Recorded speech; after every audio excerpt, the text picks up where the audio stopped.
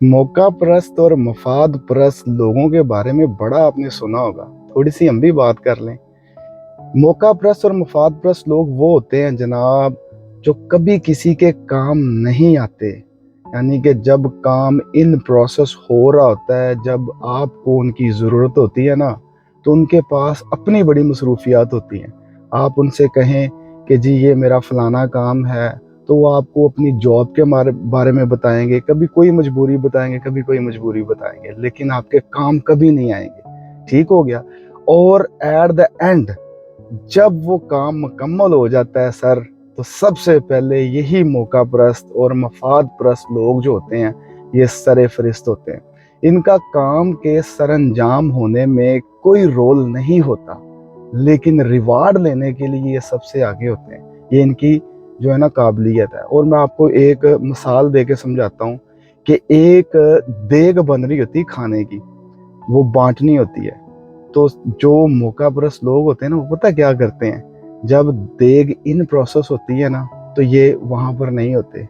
जब बारी आती है ना देग को बांटने की, खाने को बांटने की बारी आती है, तो ये सबसे पहले आके खड़े हो जाते हैं और करते क्या है, भाई इसको भी दो, उसको भी दो, इसको भी दो और मुझे भी दो। ये इनकी खासियत है। यानी कि करना जिंदगी में इन्होंने कुछ नहीं होता, ये अपने लिए जीते हैं, ये किसी के लिए नहीं जीते, ये अपने अपनों के लिए नहीं जीते, ये सिर्फ मौका परस्त होते हैं। इनको अपने मफादात से मतलब होता है, किसी और से मतलब बिल्कुल नहीं होता। और एक यहाँ पर चलते चलते मैं बात बता दूं, अगर किसी दो फरीक के दरमियान में नाचाकी हो जाए, तो ये मौका परस्त लोग जो होते हैं ना, इनकी ईद हो जाती है। वो किस तरह ईद होती है कि इनको मौका मिल जाता है किस चीज़ का।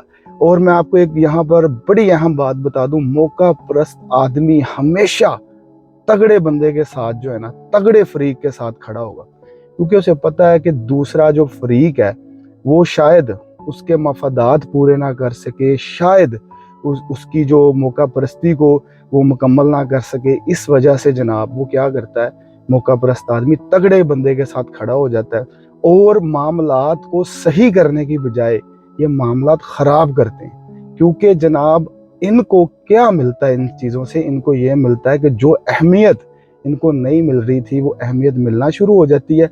मसला पता क्या है, अहमियत इनको पहले भी मिल सकती थी, लेकिन ये किसी काम के नहीं होते, ये किसी के काम आते नहीं हैं।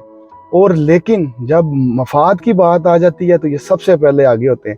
आपका वीडियो देखने का बहुत शुक्रिया। रील का टाइम ख़त्म हो रहा है। Thank you very much.